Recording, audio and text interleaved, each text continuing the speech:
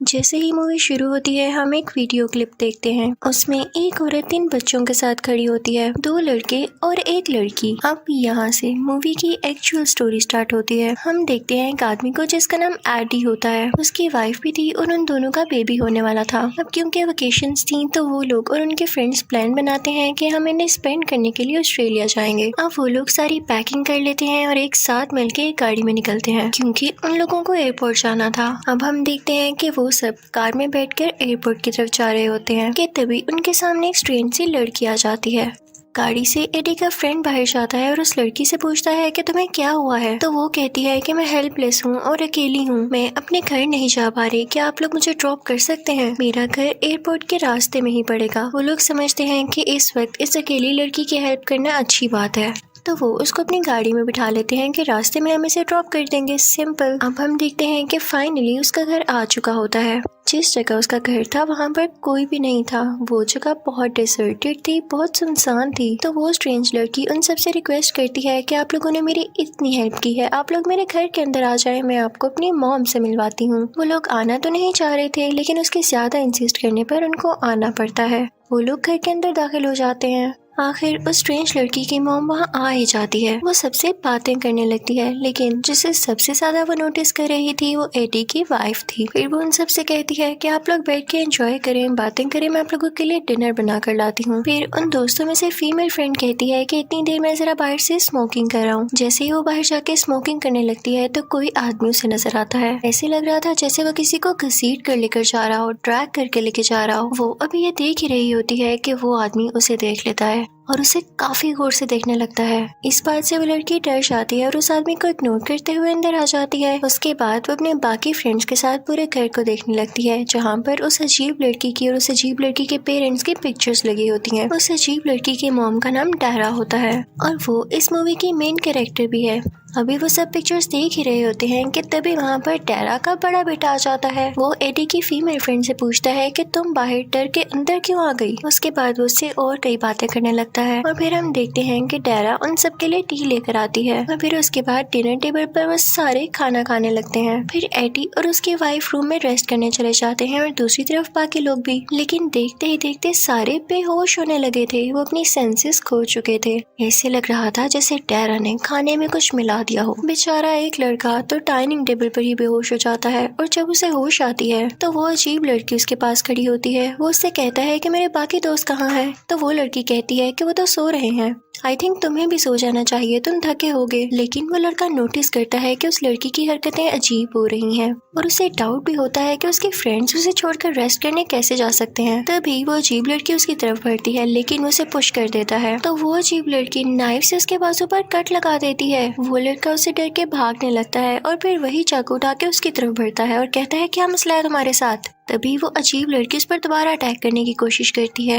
और इसी दौरान उस अजीब लड़की का भाई वहाँ पर आ जाता है। इन सब के शोर की आवाज सुन के वहाँ पर एडी और उसकी वाइफ भी आ जाते हैं, लेकिन वो लड़का यानी डारा का बेटा उनका भी कुछ ख्याल नहीं करता और उनके दोस्त का बाजू उनके सामने ही तोड़ देता है। उसके बाद वो एडी के पास जाता है, वो सालिम इंसान उसकी टांग तोड़ देता है। एडी अपनी वाइफ से कहता है कि तुम रूम में जाके छुप जाओ, तो वो फौरन से रूम में जाके रूम का दरवाजा लॉक कर लेती है। लेकिन तभी वहाँ पर डारा का बेटा भी आ जाता है और कुछ एस्टिमेट लगाते हुए दरवाजे में ही नाइफ यानी खंजर मारने लगता है। दूसरी तरफ एडी की वाइफ का हाथ होता है जिसमें वो खंजर लग जाता है और उसका खून निकलने लगता है। वो चिल्लाने लगती है क्योंकि वो काफी डरी हुई होती है। एडी भी तो अभी बाहर ही था। फिर हम देखते हैं उनके बाकी बचे दोस्तों को यानी 2 मेल फ्रेंड्स और एक फीमेल फ्रेंड को बेसमेंट में लाकर कैद कर लिया जाता है। उनके हाथ बंधे हुए थे। फिर उनमें से फीमेल फ्रेंड काफी मुश्किल से घसीटते हुए खुद को डोर की तरफ लेकर जाती है। डोर में एक होल होता है जिससे वो बाहर देख पा रही थी। वो देखती है कि डारा का बड़ा बेटा उनके एक और दोस्त की वीडियो बना रहा है। उसने उसे बेहोश भी नहीं किया हुआ था। वो एक चेन से उठाता है और उसका सर काट देता है और फिर देखते ही देखते वो उसकी पूरी बॉडी के पीसेस कर देता है और उसे एक शॉपर में बंद कर देता है। उसके बाद वो बेसमेंट में उन तीनों के सामने वो बैग लेकर जा रहा होता है कि तभी उसमें से उस लड़के का सर बाहर आता है और वो लोग फिर से चिल्लाने लगते हैं क्योंकि उन्हें दिख रहा था कि उनकी मौत भी सामने है।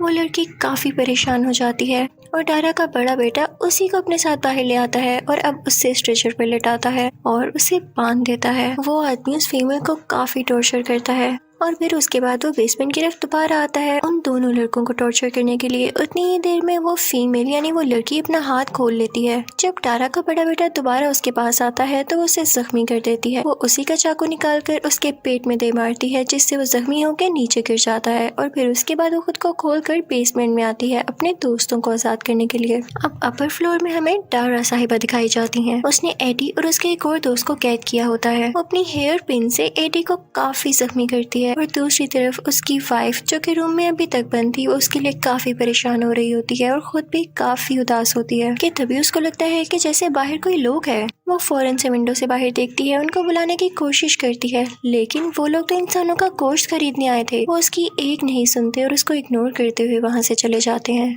वो लोग टारा की बेटी यानी उस अजीब लड़की से वो गोश्त खरीद कर गए थे। यानी अब समझ आ रहा था कि इनका यही काम था, ये इंसानों का गोश्त बेचा करते थे। और उतनी ही देर में हम देखते हैं कि एडी की वाइफ की तबीयत खराब होने लगती है और कुछ ही देर में उसका बेबी भी हो जाता है।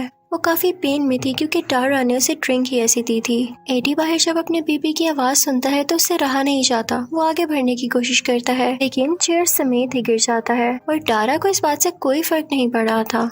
अब जैसा कि उस लड़की ने अपने बाकी दोस्तों को भी बेसमेंट से आजाद करवा लिया था, अब वो तीनों बेसमेंट छोड़ने के प्लान में थे। उन लोगों को बाहर का रास्ता मिल जाता है और वो वहाँ से बाहर जाते हैं, लेकिन तभी वहाँ पर वो अजीब सी लड़की और उसका भाई यानी टारा के ये दोनों बच्चे आते हैं और देखते हैं कि वो तीनों तो यहाँ पर है ही नहीं। वो पता लगाते हैं तो उन्हें पता चलता है कि वो तो एस्केप कर चुके हैं और वो काफी गुस्से में आ जाते हैं। ये बच्चे सच में पागल लगते थे। वो लोग अपनी गाड़ी ढूंढ रहे होते हैं लेकिन उनकी गाड़ी तो वहाँ पे थी ही नहीं, तो वो सोचते हैं कि चलो हम जंगल में चले जाते हैं इनसे बच के। लेकिन ऐसा करने से पहले ही वहाँ पे वो अजीब लड़की आ जाती है। उसके हाथ में बो और एरो होता है। वो उन पर एरो शूट करने लगती है और उनमें से एक लड़के का कान जख्मी हो जाता है, उसका कान कट जाता है। और तभी वहाँ पर टारा आती है जो अपनी बेटी से वो एरो छीनती है और खुद शूट करने लगती है। वो एरो सीधा उस लड़की यानी एडी की फीमेल फ्रेंड को लगता है जाकर। वो वहीं बेहोश होकर गिर जाती है। उसके दोनों मेल फ्रेंड्स आगे जा रहे थे लेकिन वो नहीं जानते थे कि उनकी फीमेल फ्रेंड पीछे ही रह गई है। जब उनमें से एक लड़के को पता चलता है तो वो उसे बचाने के लिए उसे अपने साथ ले जाने के लिए पीछे मुड़ता है, लेकिन उसने ऐसा करके गलती कर दी थी क्योंकि वहाँ पर तब तक टारा का बेटा भी आ चुका था। वो उसे पीछे से बहुत बुरी तरह से स्टैब करता है जिससे उसका काफी खून वेस्ट होता है और साथ ही साथ वो उसकी गर्दन भी तोड़ देता है। अब वो लड़की वहाँ से भागने लगती है और टारा का बेटा भी उसका पीछा करने लगता है।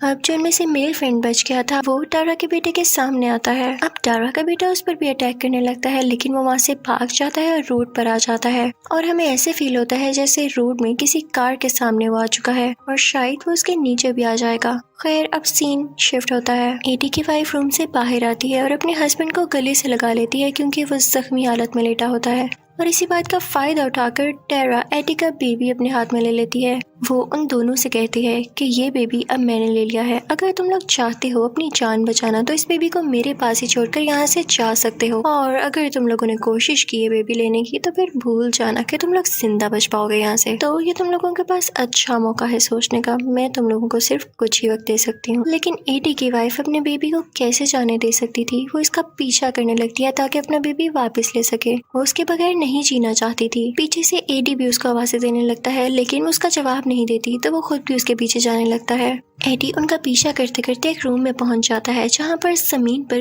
काफी हड्डियां पड़ी होती हैं। वो जब उठा कर देखता है तो वो बेबीज की हड्डियां होती हैं। इस सब के पीछे टारा का हाथ था और तभी हम देखते हैं कि एडी की वाइफ की गर्दन में टारा की वही हेयर पिन होती है और वो मरने वाली होती है। वो एडी के पास आती है और उसी के पास अपना दम तोड़ देती है, मर जाती है। एडी को ये देख के बहुत गुस्सा आता है टारा पर। वो टारा की तरफ बढ़ता है उसे मारने के लिए और उसे काफी मारने लगता है। टारा ने बेबी पहले ही साइड पर रख दिया था और उसी दौरान एडी की फीमेल फ्रेंड भी वहाँ पर आ जाती है, लेकिन पीछे से टारा का बड़ा बेटा उसे वहाँ से ले जाता है उसका फेस कवर करके। दूसरी तरफ फाइट में टारा एडी के ऊपर आ चुकी थी और अब उसका गला दुबा रही थी कि तभी उनके घर कुछ पुलिस ऑफिसर्स आते हैं और वो बताते हैं कि हमारी कार के सामने एक आदमी आ गया और हमने जब देखा तो आपका घर हमें सबसे पास लगा, तो हम इसको आपके पास छोड़ने आए हैं ताकि इसका ख्याल रखा जाए। असल में वो आदमी कोई और नहीं बल्कि एडी का ही दोस्त था, जो कि सीन में हमें तो ये दिखाया गया था कि किसी कार के सामने आ गया और हम नहीं जानते थे कि उसके साथ क्या हुआ। असल में पुलिस की कार थी वो जो उसे यहाँ पर लेकर आ गई।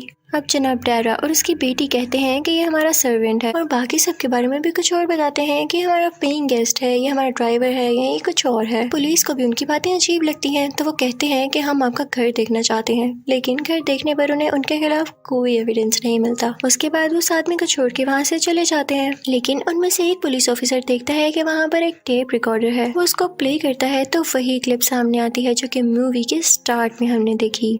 वो औरत जो हमें 3 बच्चों के साथ दिखाई गई वो कोई और नहीं बल्कि टारा थी, और ये तीनों बच्चे उसके वही बच्चे, अजीब लड़की और 2 बेटे। वो देख रहा होता है कि टारा अपने बच्चों को इंसानों को मारना सिखा रही होती है। दरअसल ये एक कैनिबल फैमिली थी जो कि इंसानों का गोश्त खाकर जिंदा और जवान रहना चाहती थी। दूसरी तरफ हमें ये दिखाया जाता है कि अपर फ्लोर में एडी की फीमेल फ्रेंड को टारा का बड़ा बेटा काफी मार रहा होता है, उसके बाजू पर कर्स लगा रहा होता है और फिर उसके साथ जबरदस्ती की कोशिश करता है, लेकिन वो लड़की पास पड़ी लकड़ी से उसकी आंख में स्टैब कर देती है जिससे उसे काफी दर्द होती है और वो चिल्लाता है। ये आवाज पुलिस भी सुन लेती है। उनमें से एक पुलिस ऑफिसर ऊपर जाता है, लेकिन टारा का बड़ा बेटा उसे मार देता है, उसका गला काट कर। लेकिन पुलिस ऑफिसर्स तो होते ही स्ट्रॉन्ग है, वो भी मरने से पहले उसे शूट कर देता है। अब नीचे टारा का छोटा बेटा पूरे घर की लाइट्स ऑफ कर देता है और इसी बात का फायदा उठाते हुए टारा की बेटी एक पुलिस ऑफिसर को मार देती है और टारा का एक और बेटा भी एक पुलिस ऑफिसर को जख्मी कर देता है और फिर उसे काट कर मार देता है। पुलिस ऑफिसर्स का हेड काफी डर जाता है और वहाँ से बाहर निकलने लगता है। उनमें से एक पुलिस ऑफिसर टारा के छोटे बेटे को शूट करता है, लेकिन उसे कुछ भी नहीं होता। आगे से टारा का बेटा ही उसे शूट करके जख्मी कर देता है और फिर उसके बाद टारा की बेटी भी उस पुलिस ऑफिसर को मार देती है। लेकिन पुलिस ऑफिसर्स का वो लीडर टारा की बेटी को शूट करके इंजर्ड कर देता है। जब टारा ये देखती है वो तो गुस्से से पागल हो जाती है। वो एक चाकू लेके उसके कंधे में फेंकती है। पुलिस ऑफिसर का लीडर भी उसे शूट कर रहा होता है, लेकिन उसे कुछ भी नहीं हो रहा होता। उसके वार से पुलिस ऑफिसर तो नीचे गिर चुका था बेचारा, और इसी बात का फायदा उठाकर वो एक नुकीली चीज उठाती है और उस पर कई बार स्टैब करती है जिससे वो बेचारा मर जाता है। फिर वो आती है अपनी बेटी के पास। उसकी बेटी को काफी दर्द हो रहा होता है और ये उसे देखा नहीं जाता, तो वो खुद ही उसकी गर्दन तोड़ देती है जिससे वो मर जाती है। उसने ऐसा इसलिए किया ताकि उसको ज्यादा पेन न हो। फिर हम देखते हैं कि एडी की फीमेल फ्रेंड ऊपर होते होते उसी अपर फ्लोर तक पहुंच जाती है जहां पर एडी होता है। वो अपने बेबी को गोद में बिठाए काफी उदास बैठा होता है। वो अपनी दोस्त से कहता है कि मेरा बेबी पकड़ो, और इसी के साथ ही उस रूम में मौजूद सारे वॉल्स और सारी चीजें तोड़ने लगता है गुस्से में। इसकी आवाज सुनकर टारा का बेटा वहाँ पर आ जाता है और वो आकर एडी की फीमेल फ्रेंड को काफी ज्यादा मारता है और फिर एडी को एक टेबल पर लिटा देता है। वो एडी का सर काटने ही वाला होता है कि तभी वहाँ पर एडी का बचा हुआ मेल फ्रेंड आता है और वो उसे रोक देता है और उस पर किसी चीज का लिक्विड गिरा देता है और साथ ही साथ वो उसे एक नाइफ से स्टैब भी करता है, लेकिन टारा के बेटे को कुछ भी नहीं होता।